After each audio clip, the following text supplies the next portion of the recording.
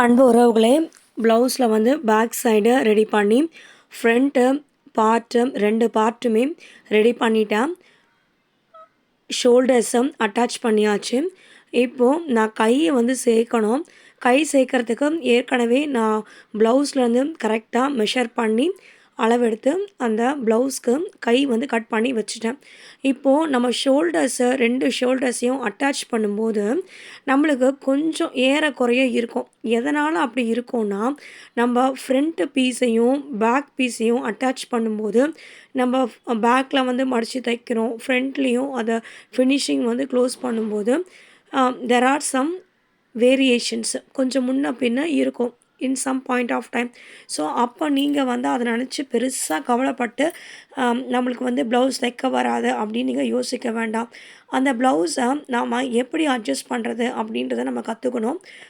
அந்த மாதிரி எப்படி கற்றுக்கலான்னா, நீங்கள் ப்ராக்டிஸ் வந்து நிறைய ப்ளவுஸ் நீங்கள் தைக்கும்போது உங்களுக்கு ஆட்டோமேட்டிக்காக அந்த ப்ராக்டிஸ் வந்துடும்.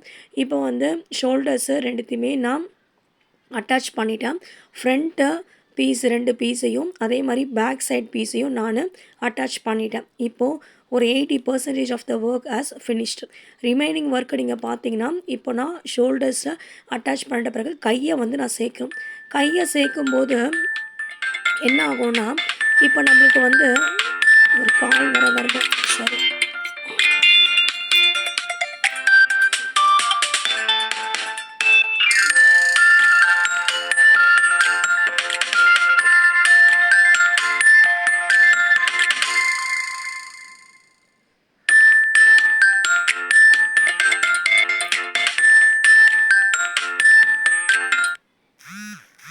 சாரி அன்பு உறவுகளே, ஒரு கால் வந்துச்சு. இப்போது கையை நம்ம சேர்க்கும்போது அந்த வந்து அந்த அக்கல் இறக்கும் இல்லையா, ஆர்ம் ஹோல், அந்த ஆர்ம் ஹோல் பாயிண்ட்டை வந்து கரெக்டாக நம்ம 2 சைடுமே ஈக்குவலாக இருக்க மாதிரி மெஷர் பண்ணி எடுத்துக்கணும். எனக்கு வந்து 4.5 அதாவது 4.5 இன்ச்சஸ் வந்துச்சு. ஸோ நான் அது 2 பக்கமே நான் கரெக்டாக 4.5 வச்சு அது சென்டரில் ஒரு 1 பாயிண்ட் வந்து கர்வ் வச்சு நான் வரைஞ்சி நல்லா சூப்பராக எனக்கு தேவையான ஒரு பர்ஃபெக்டான ஒரு லெவலுக்கு நான் அந்த ப்ளவுஸை கொண்டு வந்துட்டேன். அதுக்கப்புறமா இப்போ நான் எனக்கு ப்ளவுஸோட அந்த 2 சைட்லையுமே அட்டாச் பண்ணுறதுக்காக நான் ப்ளவுஸ் வந்து ஏற்கனவே நான் கையை கட் பண்ணி வச்சுருக்க அந்த பீஸை எடுத்து 2 பக்கமும் இப்போ நான் அட்டாச் பண்ண போகிறேன். ஸோ அந்த அட்டாச் பண்ணுறது அந்த கர்வ்டு லைனில் வர்றது இந்த பீஸ் உட்காரதுன்றது ரொம்ப கஷ்டமாக இருந்துச்சு. அட் த பாயிண்ட் ஆஃப் பிகினிங்கில் when I started the tailoring class, I was so difficult to stitch the hand part. எனக்கு ரொம்ப ரொம்ப கஷ்டமாக இருந்துச்சு. அப்போ என்னோடய மேம் தான் எனக்கு தைச்சி கொடுத்தாங்க.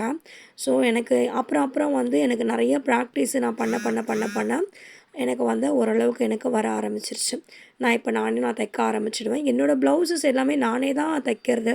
ஸோ அதனால் வந்து ஆரம்பத்தில் நிறைய பேர் சொன்னாங்க, 2 டிகிரி முடிச்சிருக்க, நீ எதுக்கு டெய்லரிங் கிளாஸ்லாம் போகணும், உனக்கு ப்ளவுஸ் சுத்தமாக தைக்கவே வராது அப்படின்லாம் நிறைய பேர் சொன்னாங்க. ஆனாலும் எனக்கு வந்து அது என்னோடய ஓவர் கான்ஃபிடென்ஸாக என்னன்னுலாம் எனக்கு தெரியாது. ஆனால் எனக்கு நம்பிக்கை இருக்குது, நான் தைப்பேன், நான் பண்ணுவேன்னு. அப்பயும் நான் ரொம்ப ஒரு எமோஷ்னலாக ரொம்ப வீக்காக இருந்தேன் நான் டெய்லரிங் கிளாஸ் போகும்போது. ஏன்னா முதல் குழந்த அபார்ஷன் ஆகிடுச்சு. அடுத்த குழந்த வந்து எப்படின்னா பார்த்துக்கிறதுக்கு யாரும் ஆள் கிடையாது, நம்ம வேலைக்கும் போய் சம்பாதிக்க முடியாது. அந்த மாதிரி ஒரு சூழ்நிலையில் இருந்துச்சு. உடம்பு ரொம்ப வீக்காக இருந்துச்சு. நிறையா ஒரு எப்படி சொல்கிறது, ஒரு ட்ரான்ஸ்ஃபர்மேஷன் சொல்லுவாங்கள்ல, ஒரு ஒர்க்கிங் உமன்லேருந்து ஒரு ஹவுஸ் ஒய்ஃப்க்கு நம்ம ஒரு ட்ரான்ஸ்ஃபர்மேஷன் ஆன அந்த காலம். அப்போ தான் நான் முடிவு பண்ணேன், நம்ம வேலைக்கு போகிறோமோ இல்லையோ, நம்ம இந்த டெய்லரிங் கிளாஸில் நம்ம காசு சம்பாதிக்கிறோமோ இல்லையோ, நமக்கு வந்து ஒரு ஸ்ட்ரெஸ் ரிலீஃப் ஒன்று வேணும். நம்ம ஏதோ ஒரு புதுசாக நம்ம ஒன்று கற்றுக்கணும், ஆனால் நான் இதில் சம்பாதிக்கணும், நிறையா தைக்கணும் அப்படின்றதுலாம் எனக்கு செகண்ட்ரி தான். என்னோடய மைண்ட் செட்டை நான் மாற்றிக்கணும். ஏன்னா நம்ம வீட்டில் இருக்கிறோம், சும்மா இருக்கிறோம். வீட்டில் எவ்வளோ வேலை செஞ்சாலும் நம்ம சும்மா இருக்கிறோன்னு தான் எல்லாருமே வந்து நம்மளை கேட்கும்போது, ஹவுஸ் ஒய்ஃபா, பரவாயில்ல சும்மா இருக்கீங்களா அப்படின்னு கேட்பாங்க.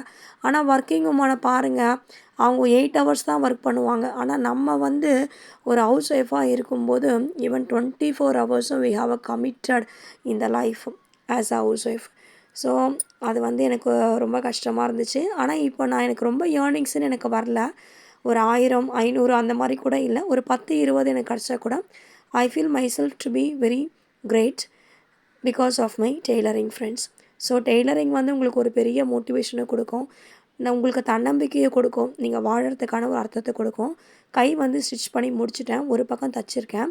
ஸோ நீங்கள் பாருங்கள், நீங்களும் ட்ரை பண்ணுங்கள், நிச்சயமாக உங்களுக்கும் நல்லா ப்ளவுஸ் தைக்க வரும். உங்கள் ப்ளவுஸு நீங்களே தச்சு போட்டு பாருங்கள், அவ்வளோ சந்தோஷமாக இருக்கும்.